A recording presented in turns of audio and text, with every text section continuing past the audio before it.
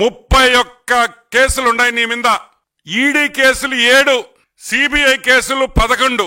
ఇప్పుడు నిన్ను దేంతో కొట్టాలి అని అడుగుతున్నావు. చెప్పుతో కొట్టాలా లేదా నువ్వే చెప్పని అడుగుతున్నావు. సరే, 3452 3452 టైమ్స్ నువ్వు కోర్టు అడ్జర్న్మెంట్ తీసుకున్నావు, కోర్టులో వాయిదాలు తీసుకున్నావు.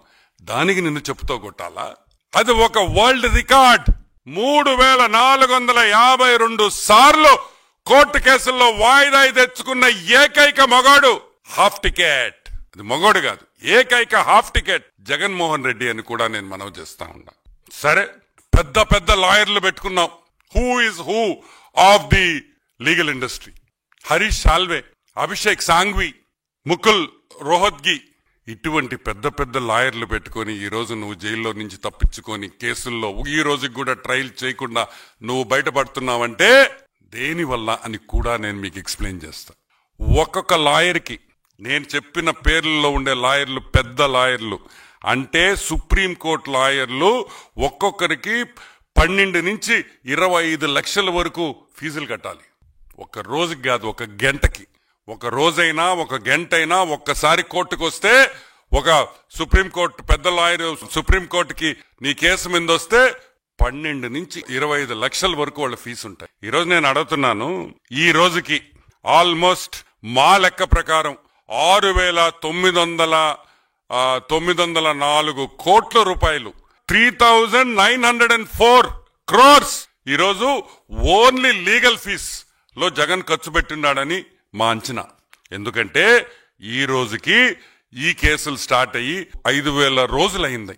5,000 రోజులు, ఒక రోజు 2 రోజులు కాదు. చిన్న చిన్న కేసులు అరెస్ట్ చేస్తే కరెక్ట్ గా సంవత్సరంన్నరలో కేసు తీర్పిచ్చేస్తా ఉన్నారు. ఈరోజు మేము అడుగుతున్నాం, 5,000 రోజులైంది జగన్మోహన్ రెడ్డి హాఫ్ టికెట్. ఈ రోజు కూడా నీ మీద వేసిన కేసుల్లో ఈరోజు ఒక్క విచారణ ఒక్క కేసులో కూడా జరగలేదు. అసలు ట్రయల్ మొదలే కాలేదు. దీనికి నిన్ను చెప్పుతో కొట్టాలా అని మేము అడుగుతున్నాం. డబ్బు అడ్డం పెట్టుకొని అంటే జైల్లో ఉండకూడదు. జైలు తప్పించుకోవాలంటే ఈ రోజు జగన్మోహన్ రెడ్డి 1,39,00,000 ఒక రోజుకి ఖర్చు అవుతా ఉంది.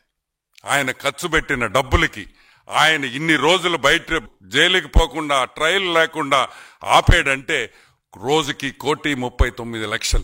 పొద్దున్నే నిద్ర లేయంగానే 1,39,00,000 పక్కన పెట్టాల జైలు బయట ఉండాలంటే. ఇప్పుడు చెప్పు జగన్మోహన్ రెడ్డి, నిన్ను చెప్పుతో కొట్టాలా లేదా? నిన్ను చెప్పుతో కొట్టాలా లేదా అని మేము అడుగుతున్నాం. సరే, 5,000 రోజులు అంటే ఈ కేసు జరిగింది ఇప్పుడు ఆల్మోస్ట్ 2004 to 2009, 2004 నుంచి 2009లో ఈ కేసులు జరిగినాయి. ఈరోజు మేము అడుగుతున్నాం, ఆ రోజు సాక్షుల వయసు ఎంత? ఆ రోజు సాక్షుల వయసు యావరేజ్ గా 50 నుంచి 55 ఏళ్ళు వేసుకుంటాం. ఈరోజు ఎంత? ఆల్మోస్ట్ 68 years, 68 ఏళ్లకు వచ్చేసారు సాక్షులు. ఏమి గుర్తుంటాయి 5,000 రోజుల తర్వాత అని అడుగుతున్నాం. సాక్షులు కొంతమంది చనిపోయారు అంటే నీ డబ్బు అడ్డం పెట్టుకొని నువ్వు తప్పు చేయకపోయి ఉంటే ఈ విధంగా నువ్వు ఇన్ని వాయిదాలు ఎందుకు వేసుకుంటావని ఈరోజు మేము ప్రశ్నిస్తున్నాం. నువ్వు బాబు గారి గురించి మాట్లాడతావా? నువ్వు నీతి నిజాయితీ గురించి మాట్లాడతావా? ఇన్ని కేసులు పెట్టుకొని ఇన్ని వేల కోట్లు నువ్వు ఖర్చు పెడుతూ చంద్రబాబు నాయుడిని రోడ్డు మీద కొట్టాలా?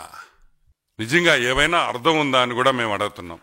అదే కాదు, ఏది ఈరోజు వైసీపీ నాయకులు ఉన్నారు, మొన్న 150 రోజుల కాల ఈ కేసులై ఏం చెప్తున్నారు? గుర్తు లేదు, మాకు తెలియదు, మేము అక్కడ లేము, మేము మర్చిపోయాము.